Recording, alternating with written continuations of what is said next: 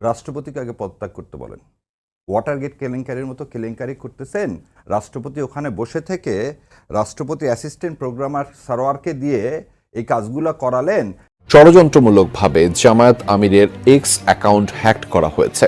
জামায়াতের অভিযোগের বিষয়টি তদন্ত করে রাষ্ট্রপতি মোহাম্মদ শাহাবুদ্দিনকে গ্রেফতার করেছে ঢাকা মহানগর গোয়েন্দা পুলিশ। সকালে এক সংবাদ সম্মেলনে এসব কথা বলেন ডিবি পুলিশ। আমরা মনে করি যে একদল লোক তাদের আচরণের মাধ্যমে, নারীদের উপর আক্রমণের মাধ্যমে, উস্কানিমূলক বক্তব্যের মাধ্যমে, সাইবার অ্যাটাকের মাধ্যমে তারা এই নির্বাচনকে প্রশ্নবিদ্ধ করা এবং সাধারণ মানুষকে উদ্বেগ এবং উৎকণ্ঠার মধ্যে ঠেলে দেওয়ার একটি হীন অপপ্রয়াস তারা চালাচ্ছে। জামায়াতে ইসলামের আমির ডাক্তার শফিকুর রহমানের এক্স অ্যাকাউন্ট হ্যাক হওয়ার ঘটনায় তদন্ত এগিয়ে গেলেও সন্দেহভাজন একজনের গ্রেফতার ইস্যুকে কেন্দ্র করে তৈরি হয়েছে নতুন বিতর্ক। বঙ্গভবনের সহকারী প্রোগ্রামারকে আটক করার পর ডিবির ভেতরেই দেখা দিয়েছে দ্বিধা বিভক্তি। আর সেনাবাহিনী জানিয়েছে এই ঘটনায় তারা আলাদা কোনো তদন্তে যাচ্ছে না। নারীদের পাও ধরে মাপ চাইলে আমরা মাপ করব না, তাও যে দারু মারা তালে তালে। জামাত একটা সংগঠিত শক্তি হয়েছে, এ ব্যাপারে কোনো সন্দেহ নেই, কিন্তু জামাতের কার্যকলাপ জামাতকে দেশপ্রিয় দল হিসাবে কখনো তৈরি করবে না। আসসালামু আলাইকুম প্রিয় দর্শক, আপনাকে স্বাগতম আমাদের রাজনীতি কথা জানিয়ে। প্রিয় দর্শক, জামাতের আমিরের আইডি হ্যাক হয়েছে। আইডি হ্যাকের সাথে বিএনপি এবং রাষ্ট্রপতি জড়িত।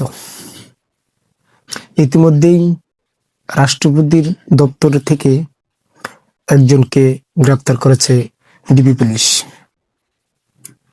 বিএনপি এবং রাষ্ট্রপতি দুজনে মিলেই জামাতের আইডি হ্যাক করে নারী বিদ্বেষী একটি পোস্ট করেছে, যাতে নির্বাচনের আগে নারীরা জামাত বিরোধী হয়ে যায় এবং কি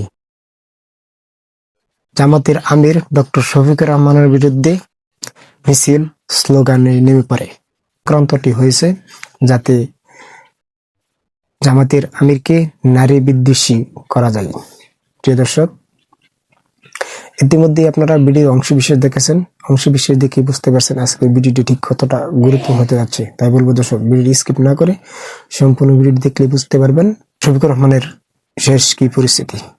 চলুন দর্শক, ভিডিওতে একটি লাইক দিয়ে ধারাবাহিকভাবে সম্পূর্ণ ভিডিওটি দেখে আসি। ধন্যবাদ সবাইকে। রাষ্ট্রপতিকে আগে পদত্যাগ করতে বলেন। ওয়াটারগেট কেলেঙ্কারির মতো কেলেঙ্কারি করতেছেন, রাষ্ট্রপতি ওখানে বসে থেকে রাষ্ট্রপতি অ্যাসিস্ট্যান্ট প্রোগ্রামার সারোয়ারকে দিয়ে এই কাজগুলো করালেন। সারাদিন আপনার তো একবার এই কথা বলতেছেন না যে রাষ্ট্রপতি কে প্রমাণ করছে রাষ্ট্রপতি এটা করছে, আমরা তো জানি না। যেমন আপনি এটাও জানেন না, যেমন আপনি বলতেছেন যেমন করে জানেন না যে অস্বীকার করছে। আপনি তো আমরা তো আপনারা কিছুই জানেন না, সেই জন্যই আমরা কিসের উপর নির্ভর করতেছি না, আমরা কিসের উপর নির্ভর করতেছি? সোশ্যাল মিডিয়ার উপর। তো সবকিছুই তো সোশ্যাল মিডিয়ার উপর নির্ভর করতেছি না। সোশ্যাল মিডিয়াতে যখন আসতেছে যে কি হচ্ছে, সোশ্যাল মিডিয়াতে আসতেছে যে এটা রাষ্ট্রপতির ওখান থেকে করা হচ্ছে, তারপর একটা কি সোশ্যাল মিডিয়াতে আসতেছে, দেখেন সোশ্যাল মিডিয়াতে রাষ্ট্রপতির এখানে ইনভেস্টিগেশনটা কাট, ইনভেস্টিগেশন কাট ডিবি এটা ডিবি তো এখানে বলে প্রেস কনফারেন্স করে এটা বলছে নাকি কোন তথ্য থেকে আপনার পাইছেন যে ডিবি এটা করছে? কোনটা তথ্য থেকে পাইছি? কোনটা তথ্য থেকে পাইছি? ডিবি আপনার স্টেটমেন্ট দিচ্ছে, আপনি সেটা ফটোকার্ড দেখতে পাচ্ছেন। তারপরে ফটোকার্ডে তো আমরা বিশ্বাস করতে চাই না, অনেক সময় ফটোকার্ড। জামাতের আমির ডাক্তার শফিকুর রহমানের এক্স অ্যাকাউন্ট হ্যাকের ঘটনায় বঙ্গভবনের এক কর্মকর্তাকে আটক করেছে ঢাকা মহানগর গোয়েন্দা পুলিশ। তিনি বঙ্গভবনের রাষ্ট্রপতি কার্যালয়ে সহকারী প্রোগ্রামার। জিজ্ঞাসাবাদের জন্য এরই মধ্যে আটককৃত মোহাম্মদ সরোয়ার আলমকে ডিবি কার্যালয়ে আনা হয়েছে।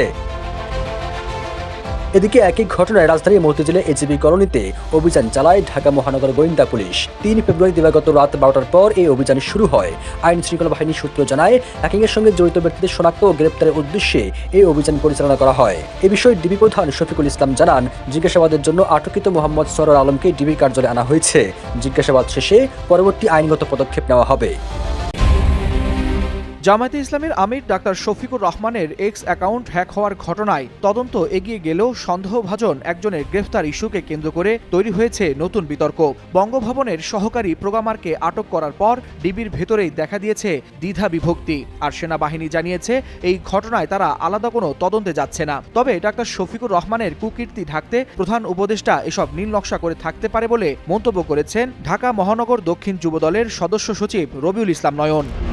গভীর ষড়যন্ত্র আছে বাংলাদেশ জামাত ইসলামীকে, তার আমিরে জামাতকে এবং আমাদের শীর্ষ নেতৃবৃন্দকে বিতর্কিত করার জন্য এটা হ্যাক করে তাদের নিয়ন্ত্রণে নিয়ে কিছু সময়ের জন্য তারা খুব খারাপ কিছু পোস্ট দিয়েছেন, আপত্তিকর কিছু পোস্ট দিয়েছেন এবং বোঝা যায় যে ঠাকুর করে কে আমি কলা খাই না, এই ধরনের একটা বিষয় আছে। তাৎক্ষণিকভাবে একদল লোক কিছু কর্মসূচিও দিয়েছেন, দেখেছেন আপনারা। আমাদের গভীর আশঙ্কা যে এগুলোর সাথে বিশেষ একটি দল বা তাদের সাইবার টিমের কিছু চক্রান্ত এবং ষড়যন্ত্রকারী ব্যক্তিরা জড়িত আছেন, আমরা সেটা মনে করছি। আমরা এই বিষয়ে পদক্ষেপ নিয়েছি, আমরা বিবৃতি দিয়েছি, বক্তব্য দিয়েছি যে আমিরে জামাতের টুইটার অ্যাকাউন্ট হ্যাক হয়েছে এবং এই ধরনের অপপ্রচার চালানো হচ্ছে জামাত ইসলামের শীর্ষ নেতৃবৃন্দের বিরুদ্ধে, জামাত ইসলামের বিরুদ্ধে। এবং আমরা এই ব্যাপারে রাত্রেই থানাতে আমরা জিডি করেছি, জেনারেল ডায়েরি করেছি। আজকে আপনাদের সামনে এই কথাগুলো আমরা বলছি।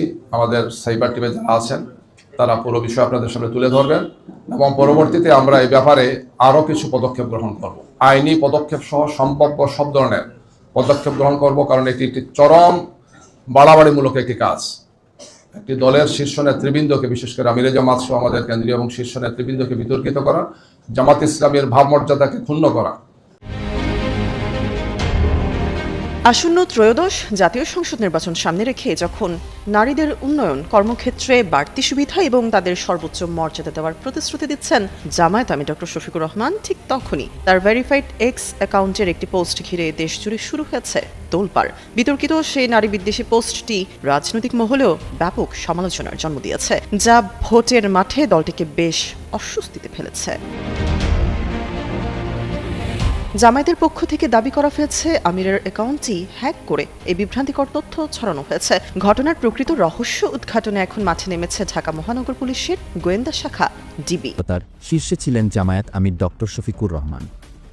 রাজনৈতিক অঙ্গনে তাকে ঘিরে ছিল ব্যাপক আলোচনা ও কৌতূহল। তবে হঠাৎ করেই একটি টুইটার পোস্ট সবকিছুর মোড় ঘুরিয়ে দেয়। ওই পোস্টকে কেন্দ্র করে দেশজুড়ে শুরু হয় তীব্র প্রতিক্রিয়া। বিশেষ করে নারীরা রাস্তায় নেমে ঝাড়ু মিছিল করে তাদের ক্ষোভ প্রকাশ করছেন। এ পরিস্থিতিতে নতুন করে আলোচনায় এসেছেন বঙ্গবীর কাদের সিদ্দিকী। জামায়াত ও চলমান রাজনৈতিক ঘটনাপ্রবাহ নিয়ে তিনি মুখ খুলেছেন। তিনি জামায়াত সম্পর্কে কি বললেন? ডক্টর শফিকুর রহমানের এই বিতর্কিত ঘটনায় তার অবস্থানই বা কি? চলুন বিস্তারিত শুনে নেই বঙ্গবীর কাদের সিদ্দিকীর মুখ থেকেই।